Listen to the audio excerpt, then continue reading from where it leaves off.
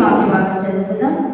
పరిశుద్ధ గ్రంథంలో నుండి కొత్త నిబంధన గ్రంథం లూకా సువార్త 24వ అధ్యాయము 1 నుంచి 12 వచనాలు గల లేఖన భాగమును మన మధ్యలో ఉన్నటువంటి స్త్రీల మాజీ సెక్రటరీ వసుంధర గారు వచ్చి ఈ వాక్య భాగము చదివి వినిపించవలసిందిగా సమయాన్ని అందిస్తున్నారు. లూకా సువార్త 24వ అధ్యాయము 1 నుంచి 12 వచనముల భాగమును మనం చదువుకుందాము. దేవుని నామమునకు మహిమ కలుగునుగాక. దేవుని పరిశుద్ధ గ్రంథంలో నుండి లూకా రాసిన సువార్త 24వ అధ్యాయము 1 నుంచి 12 వచనాలు చదువుకున్నాం. ఆదివారమున తెల్లవారుచుండగా ఆ స్త్రీలు తాము సిద్ధపరచిన సుగంధ ద్రవ్యములను తీసుకొని సమాధి యొద్దకు వచ్చి సమాధి ముందర ఉండిన రాయి దొరలింపబడి ఉండుట చూచి లోపలికి వెళ్ళింది. కానీ ప్రభు అయిన యేసు దేహము వారికి కనబడలేదు. ఇందును గూర్చి వారికేమీ తోచక ఉండగా ప్రకాశమానమైన వస్త్రములు ధరించిన 2 మనుషులు వారి యొద్ద నిలువబడి వారు భయపడి ముఖములను నేలమోపి ఉండగా, వీరు సజీవుడైన వారిని మీరెందుకు మృతులలో వెతుకుచున్నారు? ఆయన ఇక్కడ లేడు, ఆయన లేచి ఉన్నాడు. ఆయన ఇంకా గలిలయలో ఉండినప్పుడు మనుష్య కుమారుడు పాపిష్ఠులైన మనుషుల చేతికి అప్పగింపబడి సిలువ వేయబడి 3వ దినమందు లేవవలసి ఉన్నదని ఆయన మీతో చెప్పిన మాట జ్ఞాపకం చేసుకున్నాడని వారితో అనేది. అప్పుడు వారు ఆయన మాటలు జ్ఞాపకం చేసుకొని సమాధి యొద్ద నుండి తిరిగి వెళ్ళి ఈ సంగతులన్నీ 11 శిష్యులకును తక్కిన వారికందరికీ తెలియజేసి ఈ సంగతులు అపోస్తలులతో చెప్పగా, వారెవరనగా మగ్దలేని మరియయు, యోహన్నాయు, యాకోబు తల్లి అయిన మరియయు, వారితో కూడా ఉన్న ఇతర స్త్రీలను. అయితే వారి మాటలు వీరి దృష్టికి వెర్రి మాటలుగా కనబడిన కనుక వీరు వారి మాటలు నమ్మలేదు. అయితే పేతురు లేచి సమాధి యొద్దకు పరిగెత్తుకొని పోయి వంగి చూడగా నారబట్టలు మాత్రము విడిగా కనబడెను. అతడు జరిగిన దానిని గురించి ఆశ్చర్యపడుచు ఇంటికి వెళ్ళెను. దేవుని తన పరిశుద్ధ వాక్యము మన ఇంటిలో దీవించి ఆశీర్వాదించుగాక. ప్రార్థన చేసుకుందాం. వాక్యం మనందరిలో ఫలించినట్లుగా మన మధ్యలో ఉన్నటువంటి వారు లీలమ్మ గారు ప్రార్థన చేయవలసింది. స్తోత్రాలు వందనాలు చెల్లించుకుంటున్నామైనా పునరుద్ధరణగా దేశీయుల మీకు వందనాలు స్తోత్రాలైనా ఆది సముద్రమైన దేవ మీకు వందనాలు స్తోత్రాలైనా మరణం గెలిచి 318 వేస్తాను చెప్పిన విజయశీలుడా మీకు స్తోత్రాలు వందనాలు చెల్లించుకుంటున్నామైనా. అవునైనా ఇంతవరకు పాఠకాలను స్థుతించాము, ప్రకటించామునైనా, ప్రార్థించామునైనా. ఇప్పుడు దైవ గ్రంథంలో మాటలు చెప్పులకు అమ్మగారు దైవజ్ఞాలు మాట చెబుతున్నకనైనా విని నా తండ్రి వాక్యానుసారమైన జీవితం ఎప్పుడు జీవించినప్పుడు దయచేయండి. నైనా ఇంతవరకు నా తండ్రి మిమ్మల్ని స్థుతించాము, ఆరాధించాము, కనపరిచాము. నైనా బయలు ప్రాంతంలోకి మేము వెళ్తుండగా మీ సువార్తను ప్రకటించినప్పుడు మాకు బలం శక్తి దయచేయమని చేరవలసిన స్త్రీలను పురుషులను పేరు పట్ల జీవించి ఆశీర్వదించాలని ఏ స్పష్టంగా రావాలని ప్రార్థించుకుంటున్నారు పరమ తండ్రి. ఆమేన్. Thank you. ప్రార్థించిన గారికి వందనాలు తెలియజేస్తున్నాను. మంచిది ప్రేమైనటువంటి వారులారా, గుడ్ మార్నింగ్ టు ఎవరిబడి. అందరికీ కూడా వచ్చినటువంటి సియోను తెలుగు బ్యాప్టిస్ట్ చర్చ్ మెంబర్స్ అందరికీ నా హృదయపూర్వకమైనటువంటి క్రీస్తు పునరుత్థానపు శుభాకాంక్షలు పేరు పేరున తెలియజేస్తున్నాను. ఎస్పెషల్లీ స్టాండింగ్ కమిటీ వారికి, స్త్రీల కమిటీ వారికి, యూత్ కమిటీ వారికి, సండే స్కూల్ కమిటీ వారికి, అలాగే సువార్త కమిటీ వారికి, మందిరంలో పరిచర్య చేస్తున్న పరిచారకులకు, అలాగే వచ్చిన వారందరికీ కూడా మరి ఒకసారి మీ అందరికీ క్రీస్తు పునరుత్థానపు శుభాకాంక్షలు తెలియజేస్తున్నాను. మంచిది ప్రేమైనటువంటి దేవుని వాళ్ళారా, చేరి వచ్చినటువంటి మనందరం కూడా కొన్ని నిమిషాలు దేవుని వాక్యాన్ని ధ్యానం చేద్దాం. నాకైతే 5:15 వరకే టైం ఇచ్చారు. సో 20 మినిట్స్ మాత్రమే టైం ఉంది. 20 మినిట్స్లో నేను ఎంతవరకు చెప్పగలుగుతానో దేవుని మాటలను ఆ మాటలు మీద పంచుకోవాలని ఆశపడుతున్నాను. సో టైం వేస్ట్ చేయకుండా దేవుని వాక్యాన్ని మాత్రమే మనము ధ్యానం చేసుకుందాం. ఈ దినము మనందరికీ కూడా చాలా శుభదినం. Today is great day and wonderful day. ఎందుకు అంటే ఈ ప్రపంచంలో ఉన్నటువంటి ప్రతి గ్రామాన్ని, ప్రతి దేశాన్ని, ప్రతి రాష్ట్రాన్ని, ఈ భూమిని అంతటిని కూడా ఆశ్చర్యపరిచినటువంటి ఒక శుభదినం ఈరోజు. ఆశ్చర్యానికి, సందేహానికి, మరి మనసులో ఆందోళనలకును, ఎన్నో అనుమానాలకును, మరి ఎంతో మందికి సంతోషానికి, ఆనందానికి గురి చేసినటువంటి దినం ఇది. అయితే క్రీస్తుని నమ్మినటువంటి వారందరికీ కూడా ఈ దినం చాలా వండర్ఫుల్ డే. ఎందుకంటే నీ నిమిత్తం, నా నిమిత్తము యేసుక్రీస్తు ప్రభువారు సిలువలో మరి 3 దినాల క్రిందట తన ప్రాణాన్ని అర్పించి సమాధి చేయబడి తాను చెప్పినట్టుగా 3వ దినమున నేను తిరిగి లేస్తాను అని తాను ఏదైతే ప్రవచించి చెప్పారో ఆ మాటను నెరవేర్చుకున్నటువంటి దినం ఈరోజు. మనమైతే మాట ఇచ్చి మర్చిపోతాం, కానీ మన దేవుడు మాట ఇచ్చి మర్చిపోయే దేవుడు కాదు. తాను చెప్పినట్టుగానే ఈ దినం లేచాడు. అయితే ఈ దినానికి ఒక ప్రత్యేకత ఉంది, ఒక స్పెషాలిటీ ఉంది. ఏంటంటే నిజంగా ఈ దినమున యేసుక్రీస్తు ప్రభువు వారు స్త్రీలను ఎంతో కనపరిచాడు. అందుకని ఈ అరుణోదయం ఆరాధన లేదా సూర్యోదయం ఆరాధనకు స్త్రీలకు చాలా బాండింగ్ ఉంది. ఎందుకనంటే క్రీస్తు ప్రభువారు సమాధి గోడను బద్దలు చేసుకొని సమాధి నుండి బయటకు వచ్చిన తన మహిమ దేహాన్ని మొట్టమొదటిసారిగా స్త్రీలకే కనబరిచాడు. సో కాబట్టి స్త్రీల యొక్క జన్మ ఎంతో ధన్యమండి. అందుకు కాబట్టి ప్రతి ఒక్క మరి మందిరంలో, ప్రతి ఒక్క ప్రార్థన స్థలంలో ఈ దినమున స్త్రీలు అనేక మంది కూడి దేవుణ్ణి ఆరాధిస్తూ ఉంటారు. అయితే ప్రేమైనటువంటి వాళ్ళారా, మనం ఇంతవరకు మూల వాక్య భాగం చదువుకున్నాం. ఈ వాక్య భాగం మన అందరికీ తెలిసినటువంటి విషయమే.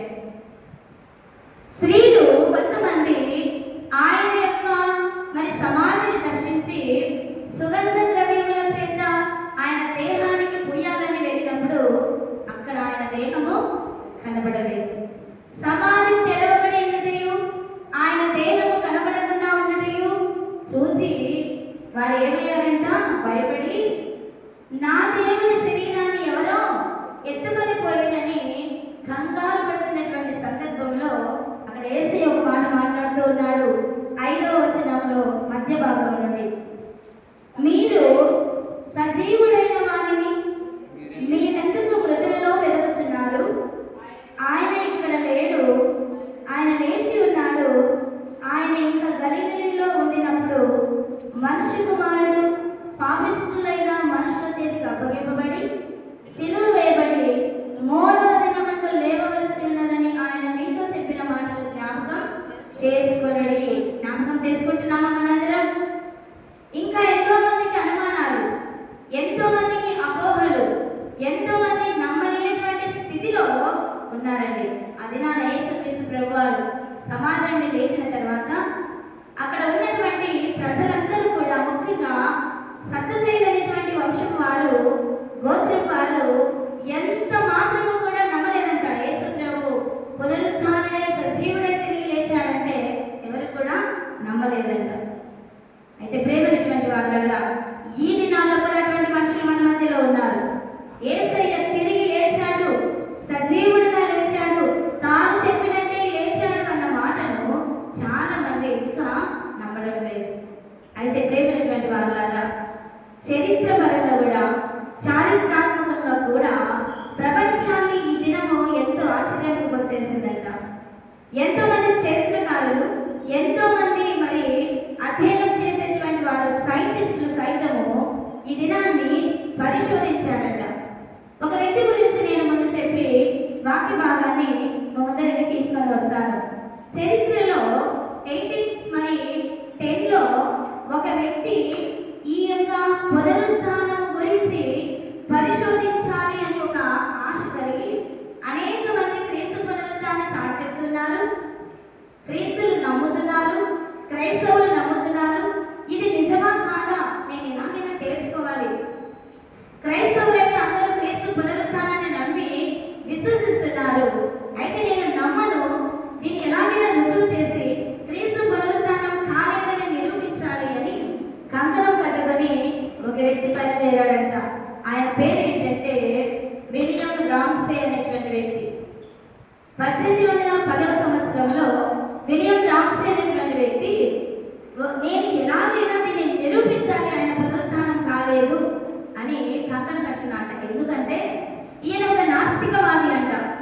నాస్తికుడు అంటే మీకు తెలుసు కదండి, దేవుని నమ్మరు. క్రీస్తే కాదు, ఏ దేవుని నమ్మరు వాళ్ళు.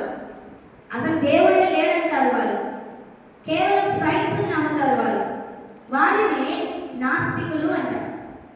ఈ విలియం రామ్సే అనేటువంటి వ్యక్తి కూడా ఒక నాస్తికుడు అంటారు.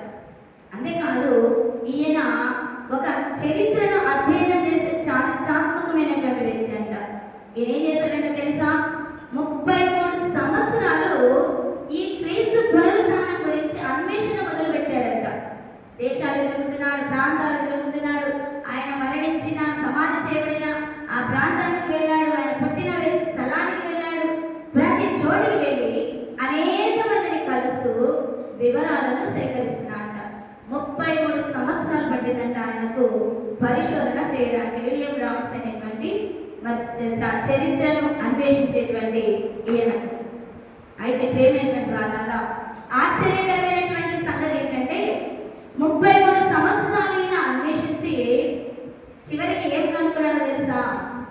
ఆశ్చర్యపోతాం. ఒక నాస్తికుడు అండి, దేవుడు అంటే నమ్మని వాడు, క్రీస్తే కాదు ఏ దేవుడు లేడని నమ్మేటువంటి ఈ నాస్తికుడు 33 సంవత్సరాల తన పరిశోధన ద్వారా ఒక గొప్ప సంగతిని తెలుసుకున్నాడంట. అదేంటో తెలుసా?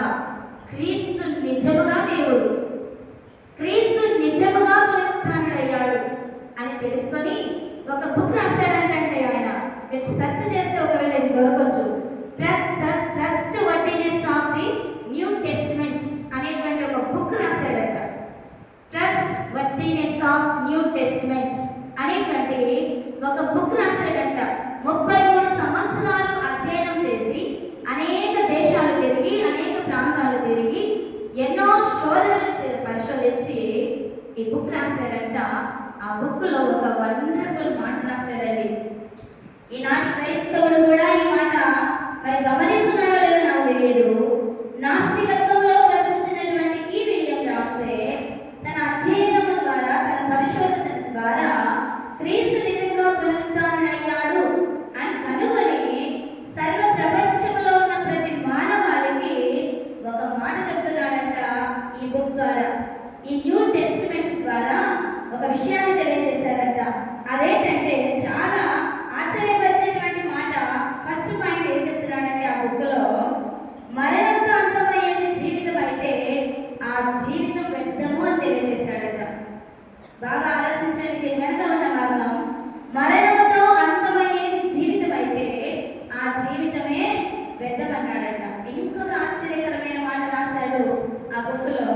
ఏమని రాశాడంటే, మానవులెవరు దాటలేనటువంటి, మానవులెవరు ప్రయాణం చేయలేనటువంటి ఒక మార్గంలో యేసుక్రీస్తు ప్రభు వారు మరణము అనే ఒక వంతెనను వేసి, ఆ మరణము అనే వంతెన మీద ఆయన దాటుతూ దాన్ని త్రొక్కుతూ వెళ్ళి సమాధి గోడను బద్దలు చేసుకొని తిరిగి లేచాడు అని రాశాడంట.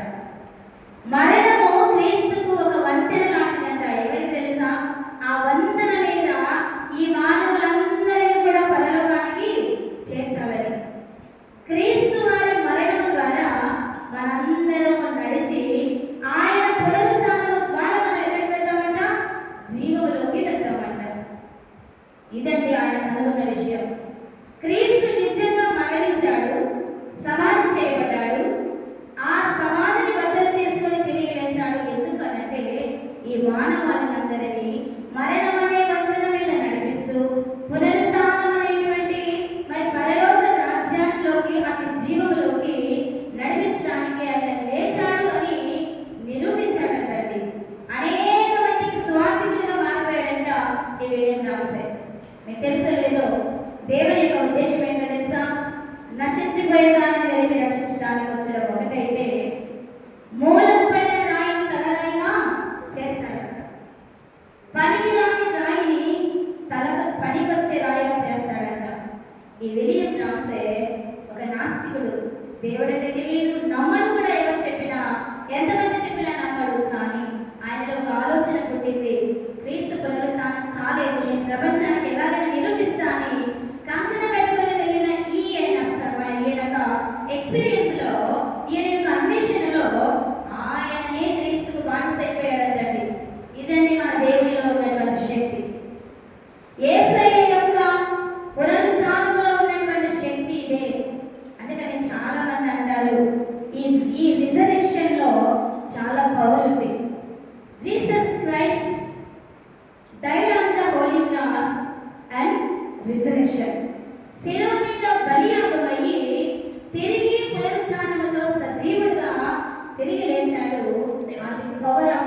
రిజరెక్షన్.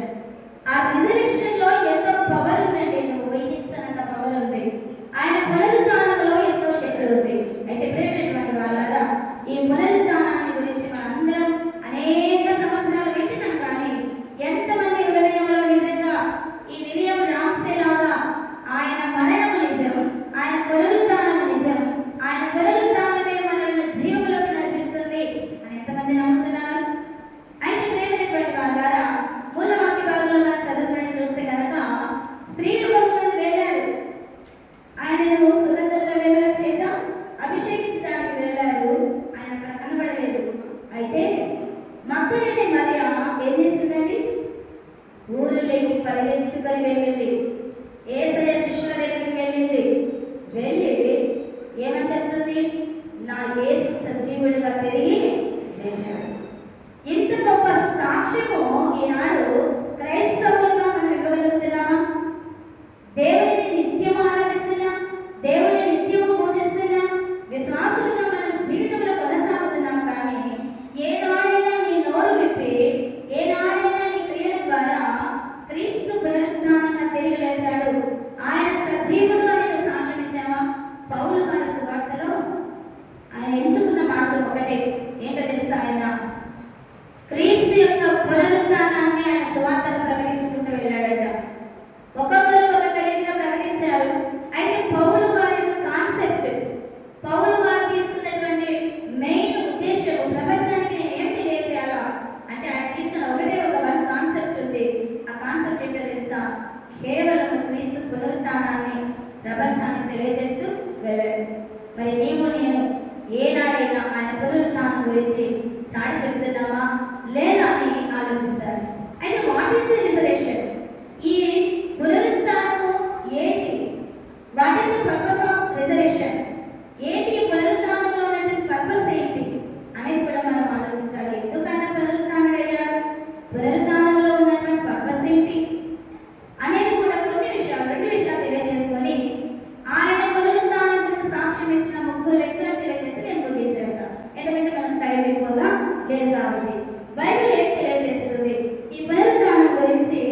బైబిల్లో మనకు దేవుడు ఏ విషయాలను పొందుపరిచాడనే విషయాన్ని మనం చూస్తే రోమపత్రిక ఒకసారి చూద్దాం. రోమిలకు రాసినటువంటి పత్రిక 14వ అధ్యాయము 9వ వచనం చదువుదాం. రోమ 14:9వ వచనం. తాను మృతులకును సజీవులకును ప్రభువై ఉండుటకు ఇందు నిమిత్తమే కదా క్రీస్తు చనిపోయి వలన బ్రతికెను. క్రీస్తు ప్రభు వారి యొక్క పునరుత్థానానికి గల కారణం ఏంటి? పర్పస్. ఎందుకు ఆయన లేచాడు? ఎందుకు సజీవుడిగా తిరిగి లేచి కనబరుచుకున్నాడు తన మహిమ దేహాన్ని? అంటే అందులో ఉన్నటువంటి మెయిన్ థింగ్, మెయిన్ పర్పస్ ఏమని తెలియజేస్తున్నాడు? మనం చదువుకున్నాం కదా ఇందాక, సజీవులకును మృతులకును ప్రభువై ఉండుటకు ఇందు నిమిత్తమై కదా క్రీస్తు చనిపోయి తిరిగి లేచాడు. ఎవరెవరికంటే అంటే ప్రభు మృతులకును సజీవులకును. అయితే చాలా మంది అనుకుంటుంటారు చనిపోయిన తర్వాత ఎక్కడికి వెళ్తామో, మనం ఎలా ఉంటుందో మన ఆత్మ ఎక్కడికి వెళ్తుందో కూడా మనకు తెలియదు చాలా మందికి. నిజంగా క్రీస్తుని ప్రేమైనటువంటి వాళ్ళారా, యేసుక్రీస్తు ప్రభు వారు శిలువలో పలికినటువంటి 7వ మాట, తండ్రి నీ చేతికి నా ఆత్మను అప్పగిస్తున్నానని పలికాడు కదండి. ఆత్మకు ఎంతో ప్రాముఖ్యత ఇచ్చాడు.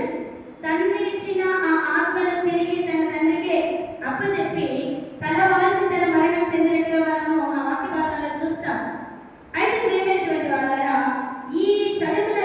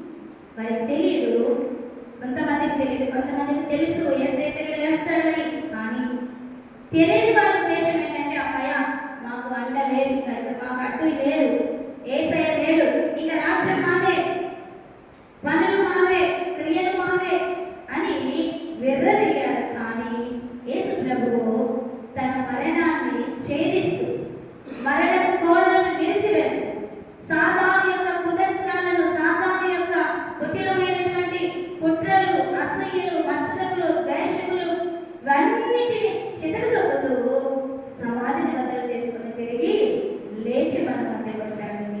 అయితే ప్రేమైనటువంటి బాగా గమనిస్తున్నావా? నీవు బ్రతికి ఉన్నాను, నువ్వు మరణించి ఉన్నాను, నీ ఆత్మకు కూడా ఆయనే ప్రభు. అనుకుంటున్నావేమో చనిపోయాడు, ఇంకా ఆయన మన పని లేదు అనుకుంటావేమో. కాదు, ఆయన ఆత్మ సజీవంగా నీ మధ్యన తిరుగుతుంది, సజీవంగా ఆయన దేహంతో నీ ముందు ఉంటున్నాడు. కాబట్టి నీవు ఎన్నటికీ కూడా ఆయన పునరుద్ధానాన్ని మరచిపోకూడదు. ఇదే ఆయనలో ఉన్నటువంటి శక్తి, రిజరెక్షన్ పవర్ ఇదేనండి. నీవు మరణించినా నీవు బ్రతికి ఉన్న ప్రభువుగా ఉండడానికి ఆయన సిద్ధంగా ఉన్నట్టుగా మనం చూస్తూ ఉన్నాం. ఇంకా మనం చూసినట్లయితే కనుక రోమపత్రిక చూడండి, ఇంకొక మాట చూద్దాం. 6వ అధ్యాయము 4వ వచనంలో ఈ పునరుద్ధానం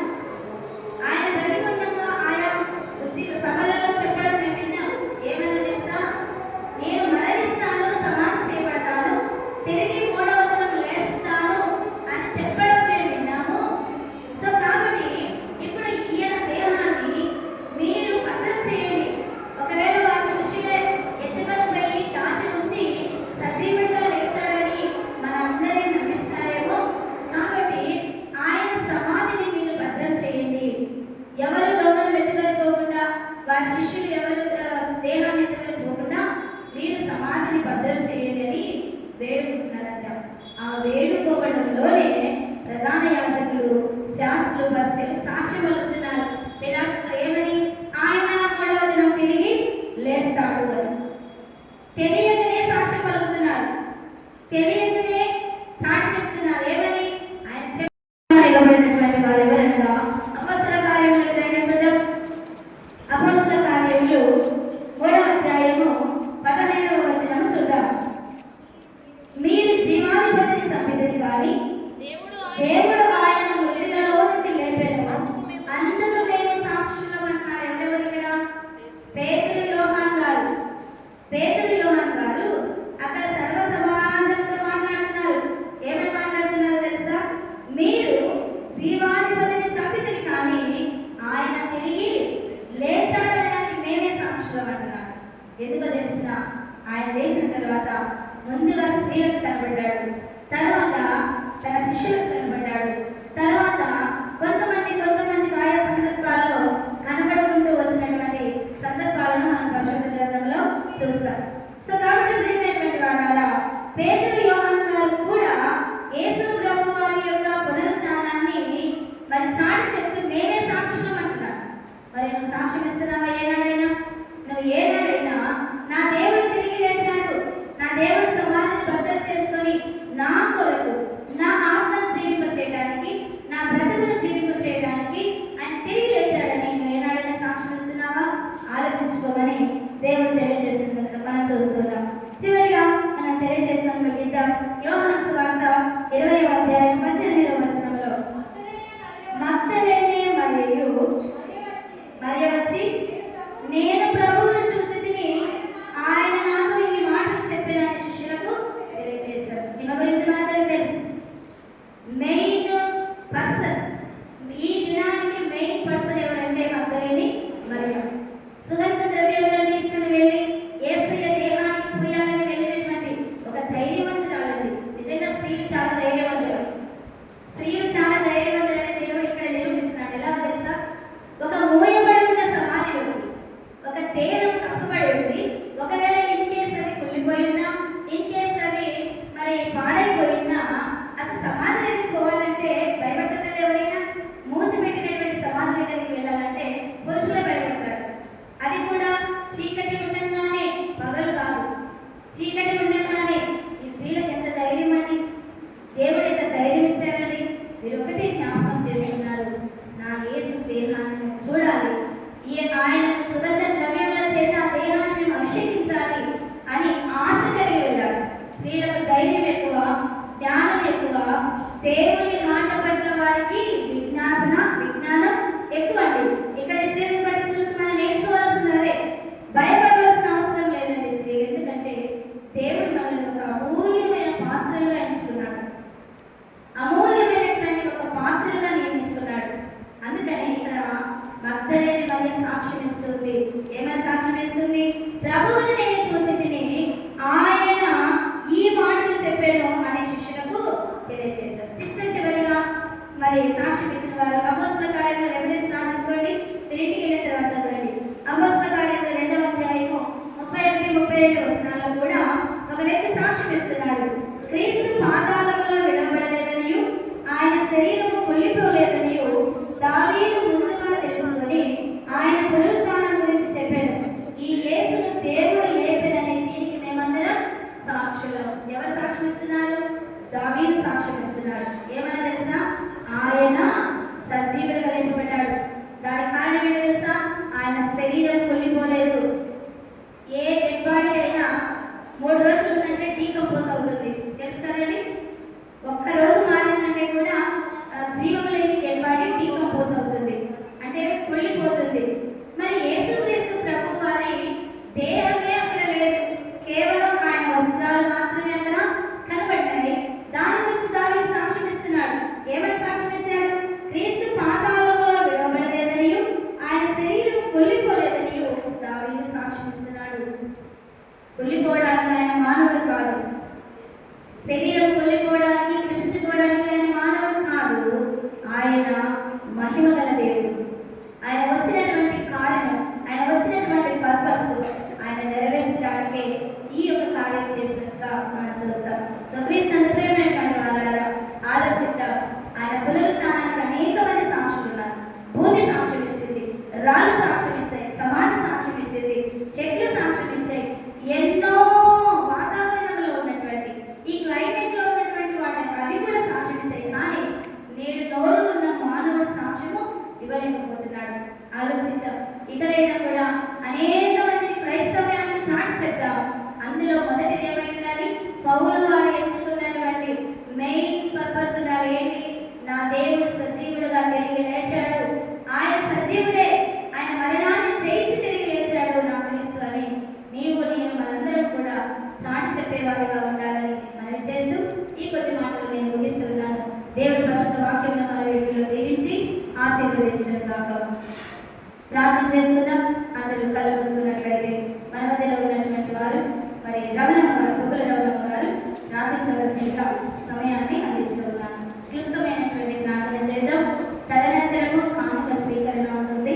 తర్వాత ముగింపు ప్రార్థన, సంఘ కాపరి ఆశీర్వాదంతో ఈ కార్యక్రమాన్ని మహాగణుడ మహోన్నతుడ పరిశుద్ధ నిత్య నివాసి నిన్న నేడు నిలబెట్టిన ఉన్న మా యేసయ్య పాదముల పొందను స్తోత్రం చెల్లించిన దేవ.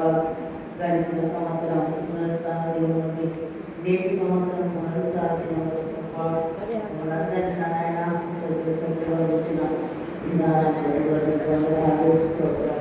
వచ్చిన దేవ. ఆలోచనకర్త భగవంతుడైన తండ్రి, నిద్రగల దేవ, సమాధానకర్త యేసు చెల్లించుకొచ్చున్నాం తండ్రి. ప్రభా గొప్ప దేవుడు, రాజు వందనాలు స్తోత్రాలు చెల్లించుకొచ్చున్నాం దేవ. మారక దేవుడుగా మార్పు చెందిన దేవుడు ఉంటున్నారు. నీకు వందనాలు స్తోత్రాలు చెల్లించుకొచ్చున్నాం నాయన. ప్రభా ఈ సమయంలో నాయన నీ మందిరంలో చేరి నిన్ను స్తుతించడము, నిన్ను ఆరాధించడము, నిన్ను గణపరచడము, నిన్ను పూజించడము నాయన నేను ఆరాధించిన గొప్ప శ్రేష్టమైన సమయానికి నీకు వందనాలు స్తోత్రాలు చెల్లించుకొచ్చున్నాం తండ్రి. ఇంతవరకు నాయన పాటల ద్వారా వాక్యం ద్వారా నేను నమ్ముకొచ్చినందుకే నీకు వందనాలు స్తోత్రాలు చెల్లించుకుంటున్నాను.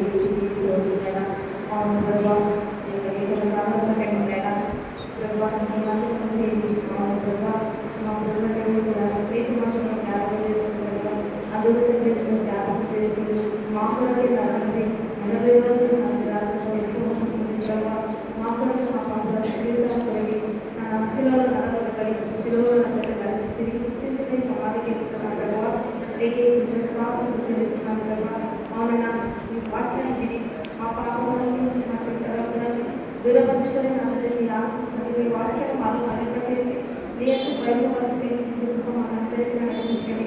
మా సమస్యలను మాకు ఇబ్బందులు వివరించి నేనమ్మని నా చేతని మీ మార్గంలో నడిపించిన ఆత్మడిస్తూ ఉంటున్నాయా.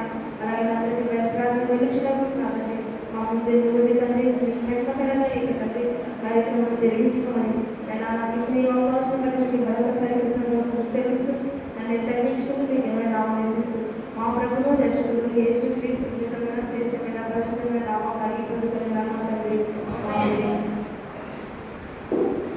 మంచిది. ప్రార్థించినటువంటి శాంతి వందనాలు తెలియజేస్తున్నాను.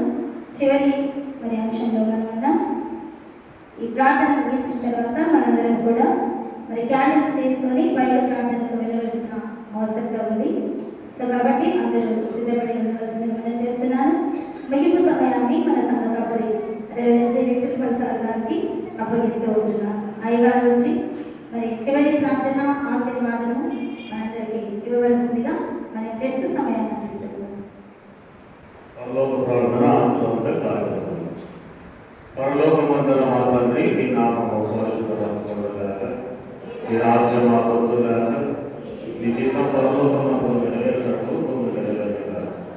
నాకు కావలసినట్టు నా ఆహారాన్ని మాకు దయచేయండి. మనల్ని క్షమించిన ప్రకారం మా దోషులను క్షమించు, మా విశ్వాసం లేక ఎందుకంటే రాజ్యము బలము మహిమ నిరంతరంగా ఉన్నది. ఆమేన్. సమస్త జ్ఞానానికి మించిన దేవాన్ని దేవుని యొక్క ప్రేమయు ఆయన కుమారుడు పోయి పరిశుద్ధాత్మ సహవాసం వచ్చిన ప్రతి బిడ్డపైన, వాక్యం అందించిన దాసరాలపైన, వాక్యం వినవారిపైన, మరి ముఖ్యంగా ఈ అరుణోదయ పునరుత్థాన కార్యక్రమం హాజరైనటువంటి ప్రతి బిడ్డ బిడ్డపైన వారి కుటుంబాలపైన మరి ముఖ్యంగా సంఘంలో నివాసం చేస్తున్న ప్రతి కుటుంబాలపైన ఈ మధ్యాహ్నంలో పరిచయం చేస్తున్న ప్రతి కమిటీ పైన వారి కుటుంబాలపై సమస్త వారిపై ఇప్పుడు ఎల్లప్పుడూ సదాకాలము వేడుకొట్టి సహాయం చేసి నడిపించను గాక. ఆమేన్. అందరూ కూడా లైన్ గా క్రమచొప్పున అన్ని రోడ్లు మరియు హోస్టల్ మందులు అదేవిధంగా అక్కడ ఉన్న పెద్ద పట్టణ స్కూల్ దగ్గర ఏర్పాటు చేయగలిగింది కనుక అందరూ కూడా ఒక లైన్ ప్రకారంగా అక్కడికి వెళ్ళవలసిందిగా ప్రభుత్వం అందరికీ తెలియజేస్తున్నాము. అలాగే కోతులు అంటే సార్ ఒక నిమిషం సార్.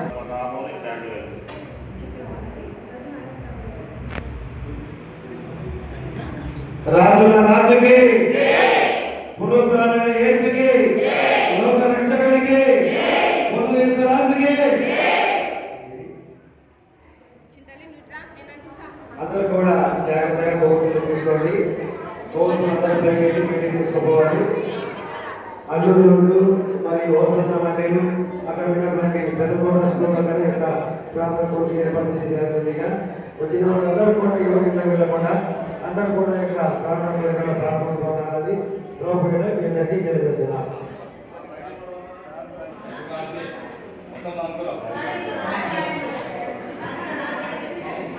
రాజుల రాజుకి లోక రక్షకునికి పునరుద్ధరణ యేసుకి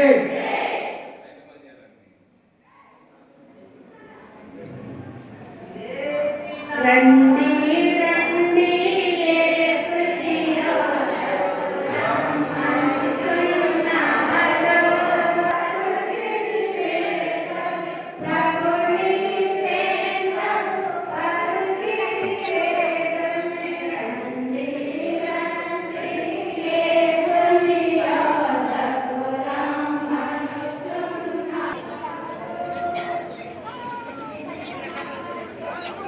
అడుగు నిలబడు